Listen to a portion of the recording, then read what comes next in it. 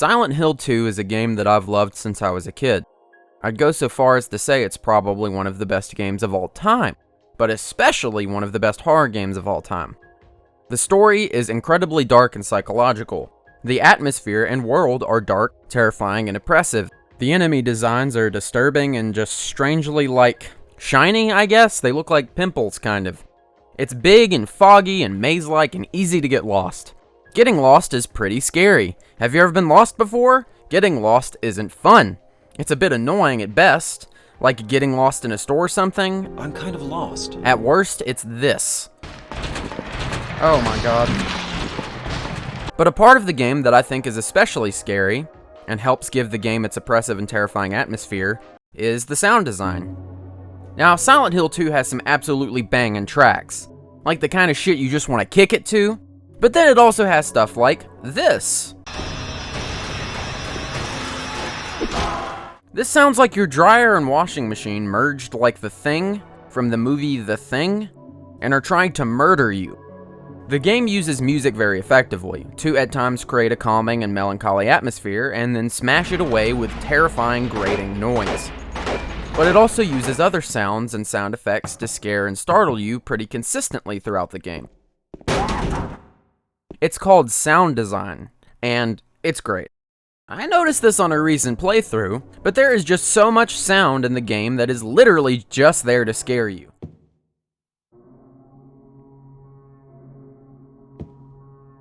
The sound's sole purpose is just to make you feel uncomfortable, or scared, or feel dread. And no, I'm not talking like jump scares, like random loud stuff to startle you. I mean just random sounds in the background. Stuff that is literally just there to keep you on your toes. Besides making you feel uncomfortable and a little scared, it serves no purpose.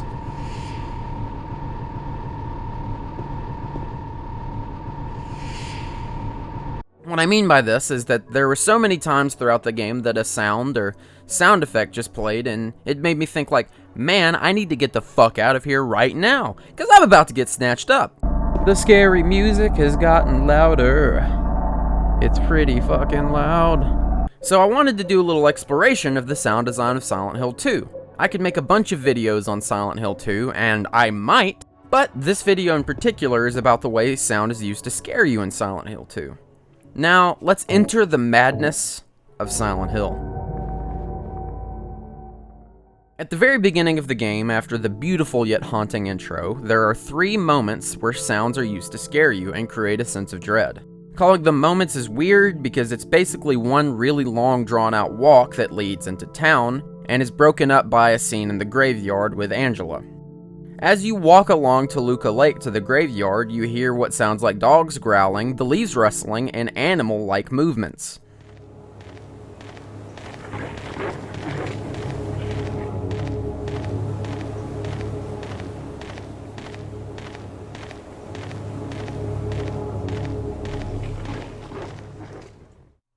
Then after the graveyard, it sounds as if someone is following you down the path. Footstep sounds follow you until you stop, and if you look behind you, no one is there.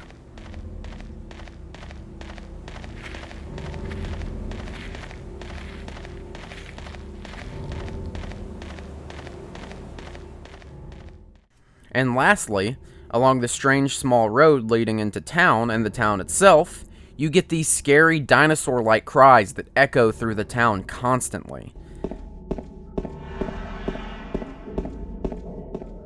The dog and dinosaur-like noises, I think, are especially cool because they're reminiscent of enemies from Silent Hill 1.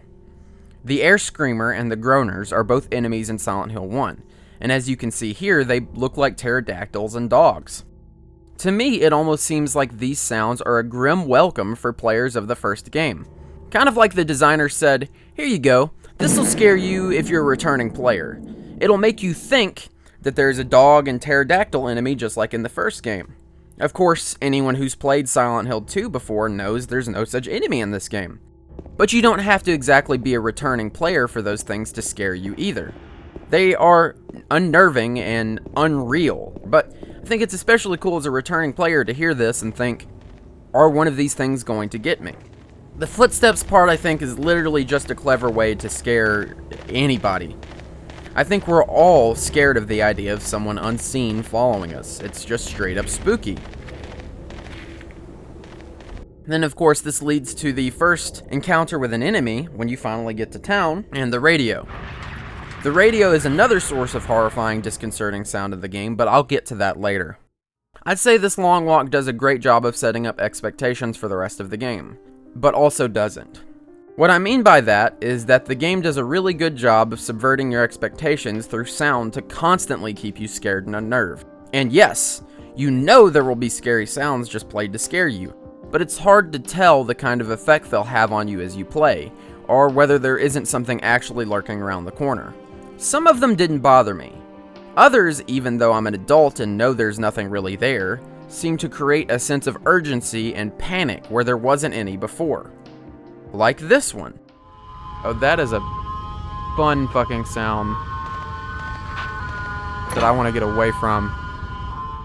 A lot of these sounds are simply there to keep you on edge and keep the game feeling fresh. Horror is many things, but one thing that helps create fear in horror is the unknown. That's a wonderful sound. The body of a dead butterfly is on the ground. There's nothing else of interest. A lot of why these sounds are useful in the game is because you do know there are things that are out there and trying to get you. There are many horrifying monsters that stalk the streets and rooms of Silent Hill, but it's also a video game. So that means that these monsters are finite. There are actually 9 monsters you see and fight in Silent Hill 2, but most of these are bosses, and only 4 of them are reoccurring. So a way to keep constant fear in the player is by creating the belief that there are new things that are there to terrify them, even if there really aren't.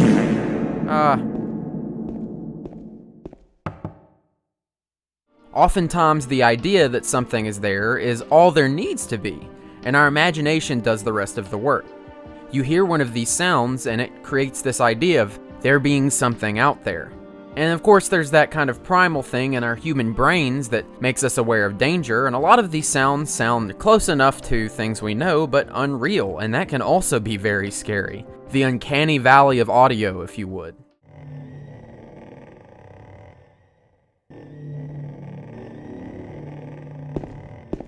These sounds are spread sporadically throughout Silent Hill 2, and they're incredibly effective at constantly keeping you on your toes, even if you might expect them. I'll use those footsteps at the beginning of the game as an example. They trick you into thinking that something is there. You hear them and you think that there is someone following behind you. Hell, even though I know and most people know there isn't anything there, it still creeps you out. There's something really human about that. Like our brain warning us that someone is following us and that we might be in danger, even though there isn't anyone even there in the game. It's just a noise. But we still don't feel right.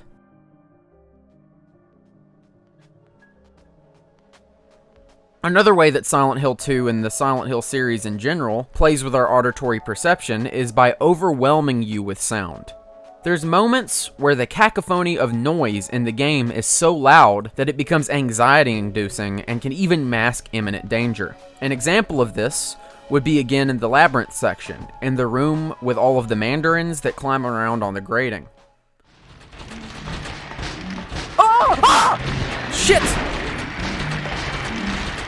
Totally forgot that he was here. That actually scared the living shit out of me.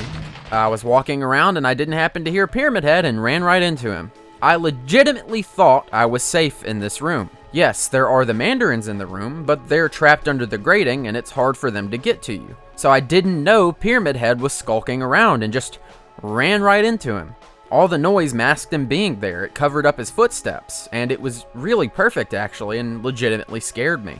And before we get to the end, I can't help but mention the radio. I don't think I realized it until I got to the hotel section where you don't have the radio, but the radio actually makes the game a lot scarier. The radio is there with the intent of allowing you to know that enemies are nearby, and it makes it seem like it's helping you. Yes, it's useful to know when enemies are nearby. Hey, monster. But without it, you realize that it's not really as scary. Yes, running into an enemy unannounced in the dark is scary, but hearing the buzzing of the radio while you're walking around in the dark and you don't see an enemy makes it even scarier, because you're aware that they're there, but you just don't see them. And this just puts you on edge. It's terrifying. I actually felt less scared at the end of the game because I realized this, and I just turned down the radio. And, well, also, I didn't know you could even turn down the volume on the radio, so that's funny. I've played this game literally since I was probably 10 or 11 years old, and I did not know you could turn down the radio. I was floored by this revelation. I still, to this day, find new things to love about Silent Hill 2. Just thinking about how often sound is used alone to scare you in the game really blew me away. I will note that I was able to listen to my audio through nice headphones because of my setup, so that definitely helped the experience. But I think that just kind of having loud audio through your speakers could work if you want to pay attention to this kind of thing as well. If you play through the game again soon, try and pay special attention to the sound if you can. If it doesn't scare you too much, that is. Ooh. Thanks for watching, and I hope you enjoyed the video. This was just meant to be a short little thing that I could make in time for Halloween, but I really did like covering this topic and might redo this video in the future, because I don't know if I was able to give it the attention it deserved. If you enjoyed the video, please give a like and consider subscribing. I'm trying to make more content more consistently. I might do more Silent Hill 2 videos in the future. I love to think about this and other games. I love to think about stuff in general. My next video or two is probably going to be on Cowboy Bebop, because I want to get those out in time for the live action show. But I do plan on doing more Deltarune videos in the future. Anyway, thanks for watching, thanks for subscribing, and I hope you have a happy Halloween and a happy rest of your holiday season. Bye!